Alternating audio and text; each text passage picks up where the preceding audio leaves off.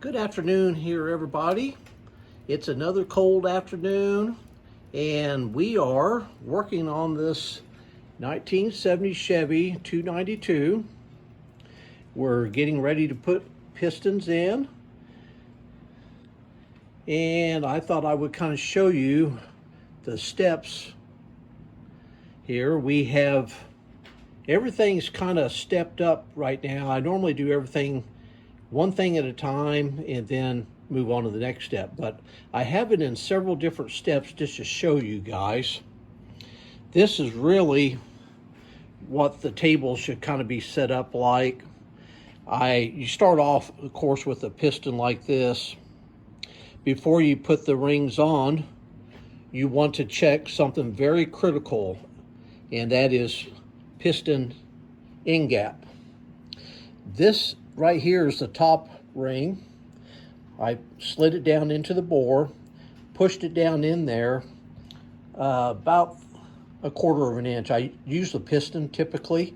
I would show you if I had a tripod and I could just video it that way, but I'm holding the phone with my hand, but I slide the piston down in there about 1/4 of an inch, usually to the top ring groove, and then I'll come in and I'll check the end gap. And this one here is, this top ring is about 20 thousandths. And then the second ring, I always check both just to make sure. We're doing several things. We're checking the machinist on the bore diameter. We are checking the correctness of the rings. And what we don't want to see is, we do not want these two ends to touch. If they're touching and it's tight, it will break a ring. This one, the spec is supposed to be 18 thousandths. This one's 20 thousandths, and it's right on the money. Get that information out of a manual. I keep a lot of old manuals around. I buy them every chance I get. But just check that, because like I said, you do not want these ends to touch each other. If they do, you better stop. Check the bore, check the rings, find out what's going on, what's wrong. And when you're installing the piston, it looks a lot like this. You have your piston ring compressor on there. It's kind of spring-loaded steel, and you're usually cranking it down with oily hands, so it's a little hard to handle and stuff, but it cranks down, and I use a hammer handle to tap them in. I'll be doing a video in the future once I get some more equipment and stuff, tripod and etc., and you can kind of watch the process of how I install it. This one I'm installing, and the bearings are dry. I'm doing that because I'm going to do a plastic gauge check on one bearing journal, and this crank had not been turned. I think I mentioned that in one of the previous videos. It's a standard crank. It has never been machined down, just polished. And so the mains checked out perfectly, but the rods should check out good. But I'm only going to do one, then I'll do the rest by a trick I'll tell you guys at some point. I kind of, if one checks out, usually the others will check out unless there's a visual problem. If you see, it's spun a bearing at one point or something wore into the crank, you could always tell that it's roughness and stuff. I have none of that here. There's no roughness on the crank. So I usually just bolt them up and wiggle them laterally, and if there's no wiggle, and I can yet turn over the engine by hand with the crescent wrench, I'm usually feeling pretty good about it at that point.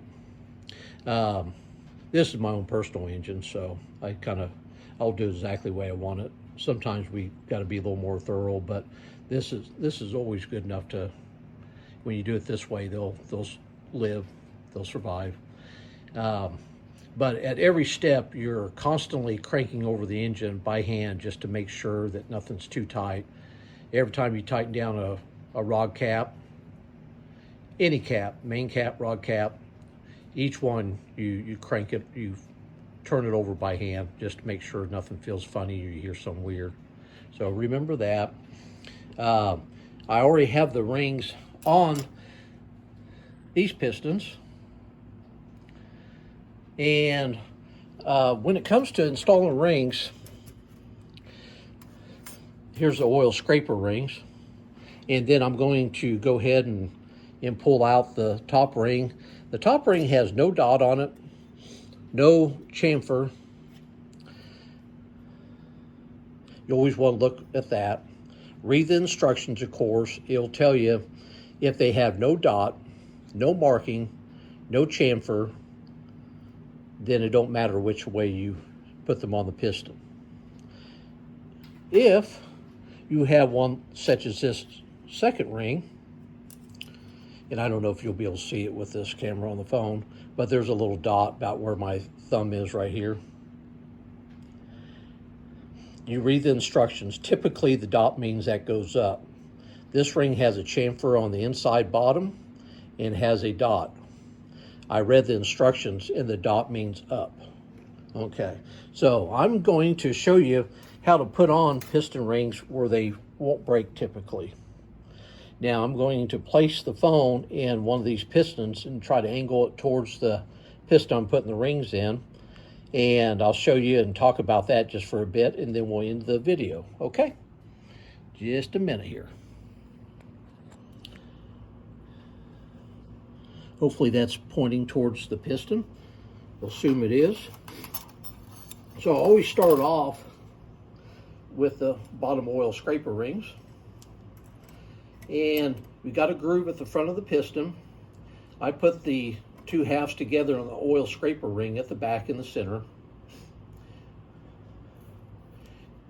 The other parts of the oil scraper ring I'll kind of angle off on one angle here on one part of the piston.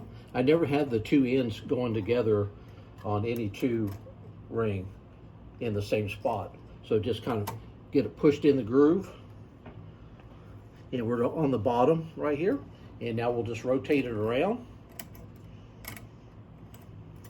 These are normally the pretty easy ones. Okay, so the space is right here. And then we'll go ahead and put the top part in there, opposite of the other side.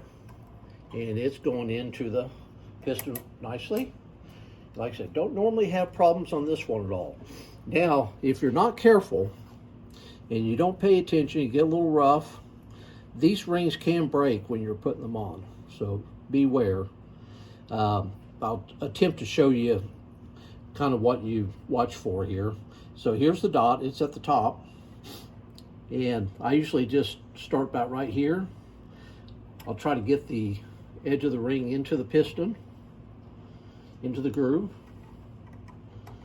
And I usually try to get it to kind of go into the groove as soon as possible. And there we go. And that one's pretty flexible. The other one's a little bit thicker and it's a little harder to put on, but at least the top groove's typically not too far to have to twist it down the piston to get it on. And this is the one that has no markings, no chamfer on it. And I usually just put it over here. So you kind of get it in like that. Start twisting around a little bit. Try to get it to lay flat in the groove as soon as you can.